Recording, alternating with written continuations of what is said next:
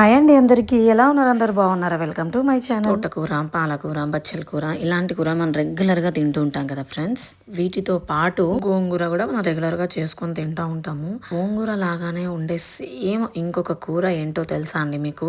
అదేంటో కాదండి, చుక్క కూర అండి. చాలా బాగుంటుంది. సేమ్ గోంగూర లాగానే ఉంటుంది. అంటే టేస్ట్ అనేది గోంగూర లాగా కాదు, అలా పుల్లగా అయితే ఉంటుందని చెప్తున్నాను. చాలా మంచిగా ఉంటుంది. దీంతో యాక్చువల్ గా చట్నీ లాగా, పచ్చడి లాగా అయితే చేసుకుంటారండి. నాకు పచ్చడి చేసేంత టైం అయితే లేదు. కొంచెం మా ఇంట్లో ఘాటు మిర్చిలు అయితే ఉండేనండి. ఆ మిర్చి ప్లస్ 2 టమాటాలు అండ్ ఇలా చుక్కకూర అయితే వేసి వండాను. చాలా బాగుంది. అసలు ఇలా వేయగానే అలా అయితే వెంటనే కూడా ఉడికిపోయింది అన్నమాట. చుక్కకూర చాలా సాఫ్ట్గా ఉంటుంది కదండి, వెంటనే ఉడికిపోతుంది గోంగూర లాగా. ఇలాంటి కూరలు తినడం వల్ల మనకైతే చాలా ఫైబర్ కంటెంట్ అనేది ఎక్కువ వస్తుంది ఫ్రెండ్స్. డైజెషన్ కూడా చాలా ఈజీగా మంచిగా అవుతుంది అన్నమాట. మనకి అన్ని ఆకుకూరలను కూడా మనం మన ఫుడ్ లో ఇంక్లూడ్ చేసుకోవాలండి డైలీ. ఇప్పుడు మనం చూస్తూనే ఉన్నాం కదండి, మన కళ్ళ ముందు మనకి అసలు ఎన్నెన్ని రోగాలు వస్తున్నాయో వాటన్నిటిని మనం అధిగమించాలంటే ఇలాంటి ఆకుకూర